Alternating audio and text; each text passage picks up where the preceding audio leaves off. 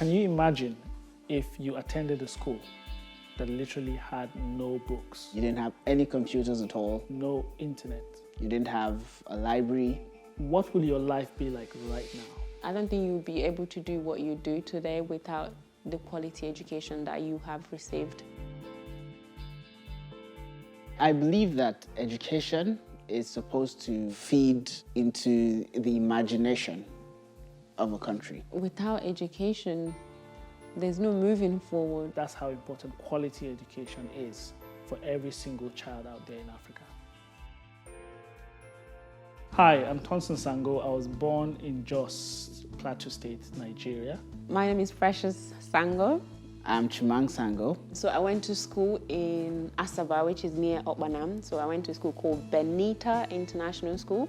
The first primary school that I attended was Little Joel's private school. I remember primary school like it was yesterday, going to school. I remember the lunch boxes. I remember my uniforms. I remember the excitement when you get a new notebook and a new pencil. After primary school, I started secondary school, which was AGGS, so Asaba Girls Grammar School. I did that for a few months and then I moved to Italy.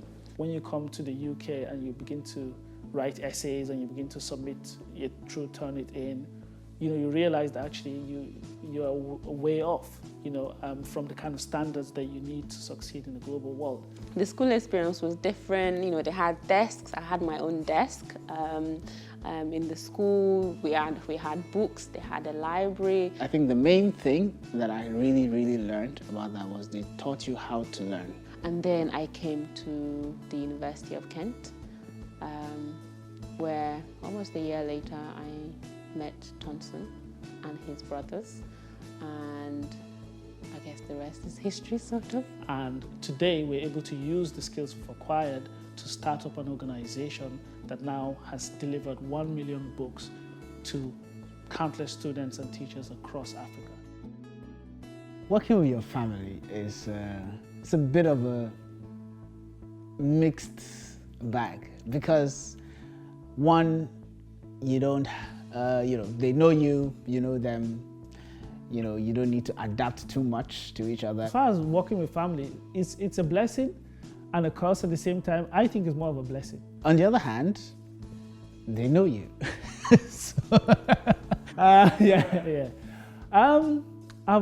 Okay.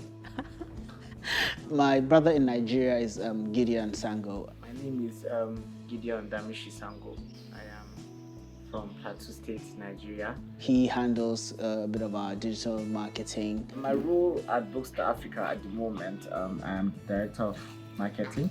He also handles a lot of the administrative tasks that are required to run the operation there in Nigeria. I think if I didn't have my family around me, we wouldn't be able to start this. I wouldn't be able to do it. So no matter what the differences we may have, we're always focused on the cause. We started Books2Africa in 2012, and now in 2019, we have shipped 1 million books to Africa. The core of it is we get book donations from people and we send them to organizations or people in Africa who will need them. Over 11 million books have been thrown away in the UK every year, at least. Sometimes you get donations from individuals who are just maybe doing a clear out. We also get a lot of donations from schools, from universities, from institutions like publishers. I'm Liz Wickham. I'm one of the science teachers here at CSS Children's Support Services in Essex. About 5 years ago, our curriculum changed and all of the books and schemes of work and teachers' resources, we had to get rid of them because they were no longer useful. We couldn't donate them to other schools or charity shops in the UK, so we were looking for a charity that we could donate them to rather than sending all of these books and schemes of work to a landfill site. And so we searched for a charity that we could donate them to, and we found Books2Africa. And students, staff, parents all got involved and donated books to us. We packed them up and sent them down to the charity in Canterbury. Usually we take a group of kids with us, and this year is our 5th year of donating books to Books2Africa. The benefits for our kids is this is a school for children with special educational needs. They usually have been excluded from school for behavioural or emotional problems. And so to donate something to charity, to do something which is outside of themselves, has been a wonderful thing. They get a huge amount out of it. It makes them see beyond the boundaries of their own school or their own lives, and makes them think more globally.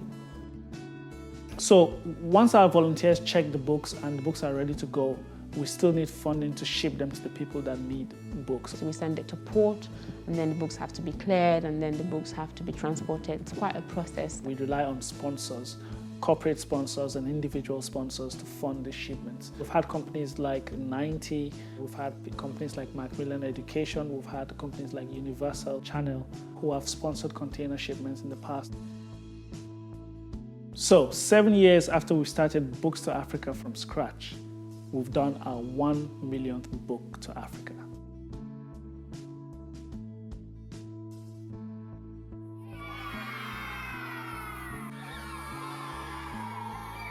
What's next?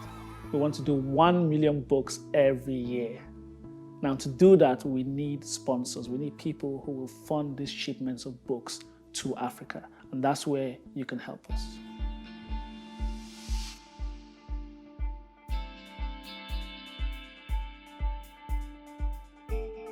We've shipped 1 million books across 20 African countries.